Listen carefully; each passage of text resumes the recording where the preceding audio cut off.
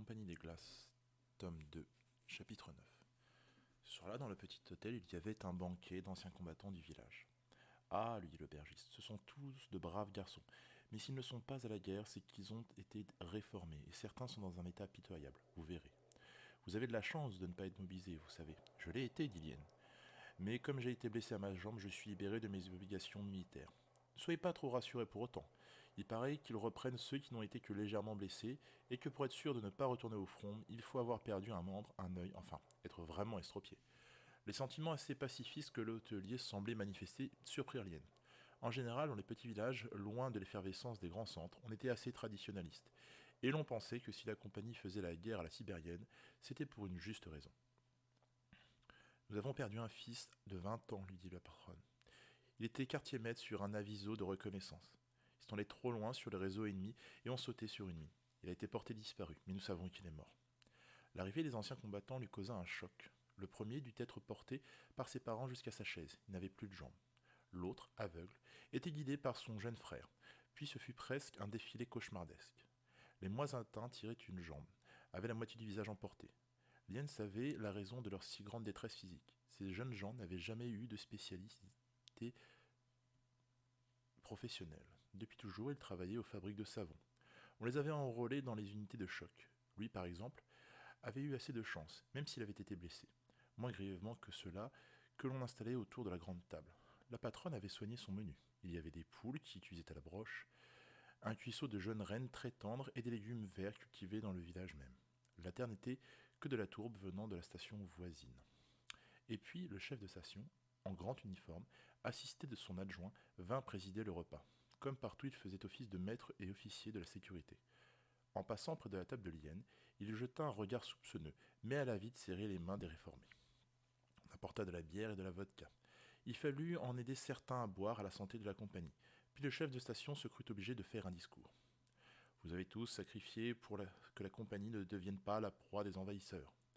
Si vous étiez comportés comme des lâches, nous ne serions pas aujourd'hui ici, dans cette salle en train de nous réjouir. Aux dernières nouvelles, nous avons opéré une percée extraordinaire dans le nord-est. Nous avons atteint un grand centre de communication de l'ennemi. Nous avons fait des prisonniers, récupéré du carburant et, écœuré, Liane aurait voulu se boucher les oreilles. Dans sa situation, il ne pouvait se permettre la moindre intervention. Mais cet homme exagérait. Il plastronnait, bombait le torse, levait son verre. Lui avait tous ses membres, le visage intact, pas la moindre égratignure. La compagnie possédait là un excellent élément et le remerciait en lui évitant les horreurs de la guerre. Vous n'avez pas faim, murmura la patronne en lui apportant son morceau de jeune reine. Je ne peux pas supporter ces discours odieux, avoua-t-il. Il essaya d'oublier l'homme, parla avec la patronne. Les hommes roux. Il y en a dans de quoi, bien sûr. On se demande comment ils peuvent résister au froid. Tous les mois, ils viennent nettoyer la verrière. On leur donne de la nourriture.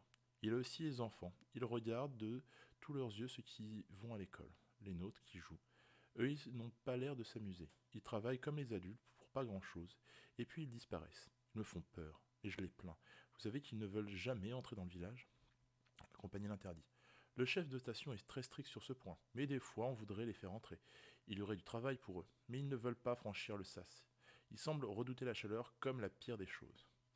Il terminait son repas lorsqu'une jeune femme vêtue d'un manteau de fourrure pénétra dans la salle. C'était à la même heure, la veille, qu'il était arrivé ici. Il pensa que le train venait d'entrer en gare. Et puis il reconnut Yeuse. Elle vint vers lui, s'assit lentement en face. Il sut qu'un malheur avait dû arriver à River Station. Skoll a été arrêté ce matin. Le directeur? Laissé en liberté. Ils ont été perquisitionnés? Je ne crois pas. Lien soupira de soulagement. Dans ce cas, il n'avait pas découvert l'imprimerie clandestine dans les wagons qui recevaient la viande pour les fauves. J'ai préféré venir te prévenir plutôt que de te téléphoner ou d'envoyer un message. Il serra sa main dans les siennes. Tu as pris un énorme risque. Ce n'est rien. Ton contrat avec l'étuve, de toute façon, j'en avais assez. Je retournerai au Mickey là-bas, il n'y a pas de problème. Auprès de moi, ta vie est un danger. Ils peuvent m'abattre pour éviter bien des ennuis, bien des questions. Sais-tu où se trouve le lieutenant Skoll? Il aurait été transféré au centre de la GSS. Bien sûr, à River Station, il se méfie du gouverneur. Elle remarqua la table des anciens combattants. Après un début de repas très silencieux, triste, l'ambiance s'animait un peu sous l'effet de la bière et de la vodka. Le chef de station se multipliait d'ailleurs, avec une impudence révoltante, servant à boire et racontant des plaisanteries douteuses. Les pauvres gosses, dit Yeuse. Ce mot de gosse le surprit. Il se rendit compte que Yeuse n'était pas très jeune. Elle avait dépassé la trentaine, et ces jeunes gens la touchaient comme s'ils étaient tous ses fils. Il vit des larmes dans ses yeux. Alors, monsieur, vous ne refusez pas de boire à la santé de ces héros? L'odieux chef de station, sa casquette à 2 étoiles posée de travers sur son crâne chauve, se tenait debout sur ses courtes pattes devant leur table, une chope à la main. Lien le regarda sa chope, la saisit. Je bois à leur jeunesse et à leur santé perdue. L'homme eut un haut le corps, grimaça. Ça signifie quoi, monsieur? Les yeux de Yeuse suppliaient. Il se savait en mauvaise posture, mais en cet instant il était prêt à n'importe quelle imprudence pour moucher ce grotesque. Ce que vous voudrez. Peut-être était-il inutile d'en faire des héros sans bras, sans jambes, sans yeux, sans visage. Oui, je crois que c'était inutile. Ah ça, vous parlez contre la guerre? Vous êtes un défaitiste? Il se retourna vers la tablée soudain fort silencieuse. Mes amis, pendant que vous luttiez pour notre liberté, il en avait qui se proclamaient pacifistes et profitaient de la vie. Il regardait Yeuse et devait être choqué par son élégance naturelle et sa beauté sereine. Vous devriez être un planquier, n'est-ce pas? Et vous demanda calmement Lien. Le chef de station pâlit atrocement. Puis d'un seul coup, ses veines libérèrent un tel flot de sang qu'ils crurent qu'il allait s'écrouler. Moi, monsieur, je suis requis. Je fais mon devoir comme les autres. Soap Station est loin, bien loin du front, dit Lien avec un sourire suave. Me traitez-vous de lâche? Je ne trouve aucun mot pour vous qualifier, surtout quand je vous moquez de ces pauvres gosses. Vous croyez qu'il suffit d'un repas d'anciens combattants pour leur faire oublier leur misère actuelle? Qui êtes-vous? N'oubliez pas que je suis officier de la sécurité et que j'ai le droit de vous demander vos papiers. Lien sortit son fascicule de mobilisation, le posa sur la table. Le chef de station parut surpris, mais il le prit, l'ouvrit, vit la notification de blessure. Brutalement, il réalisa qu'il avait commis une gaffe. L'autre plaqua le livret sur la table et se éloigna vers les anciens combattants. Tu l'as mouché, dit Yeuse ravi. Ne te réjouis pas trop vite, il a lu mon nom. Tout à l'heure, il rentrera à la station et consultera la liste des gens recherchés par la sécurité. Que devons-nous faire? Il n'y a pas de train avant demain matin. L'aubergiste apporta un petit flacon ambré et le déposa sur la table. Je crois que c'est assez bon. Il y a des années que je ne me suis pas senti aussi joyeux. Je vous remercie, monsieur, de lui avoir répondu comme vous l'avez fait. Oh, je ne prenais pas grand risque, dit Yen. Fou, dit Yeuse, lorsque le patron se fut retiré. Tu as pris un risque mortel. Je ne voulais pas gâcher la joie de cet homme, ni le mettre dans l'obligation de nous aider. Il le ferait, mais il aurait déjà perdu un fils à la guerre. C'est assez pour eux. Que vas-tu faire? Il ne doit pas être aisé de se cacher dans cette ville. Il n'y a pas de Dresden Taxi, très certainement, ni beaucoup de véhicules particuliers. Nous sommes pris au piège comme des rats. Si tu téléphonais à Sadon le gouverneur, ici nous sommes toujours dans le 17e province, même si nous nous en trouvons à la périphérie. C'est une bonne idée, Liliane. Ils se rendirent à la réception et le vieux monsieur forma le numéro du palais du gouverneur sans le savoir. Il patienta un long moment puis secoua la tête. On dirait qu'il n'y a pas de tonalité. Il est fréquent que nous soyons en dérangement. Je pourrais essayer dans un moment. Les anciens combattants chantaient sous la direction du chef de station. Il resterait encore 1 heure ou 2, ce qui correspondait au sursis dont il disposait avant qu'il ne rentre consulter sa liste. Nous verrons demain, décida Lien. Allons nous coucher maintenant. Yeuse fut surprise par la chambre. Un vrai lit, remarqua-t-elle, des rideaux à fleurs, c'est si joli. Malheureusement, nous ne pouvons pas en profiter, dit Lien. On va filer par la fenêtre. Tu sais où aller? Chez l'instituteur. C'est la personne la plus intouchable de la ville.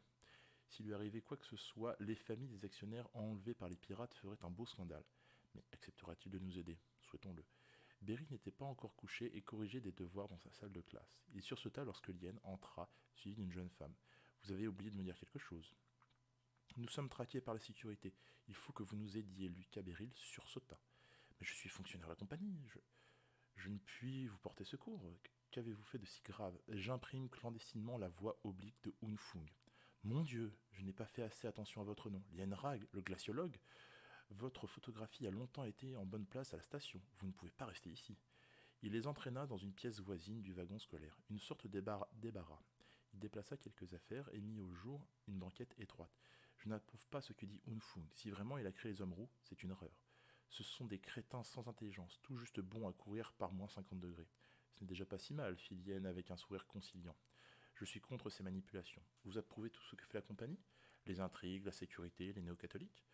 Tout ce qui nous accable, nous écrase parce que nous sommes prisonniers de ces dômes et de ces verrières?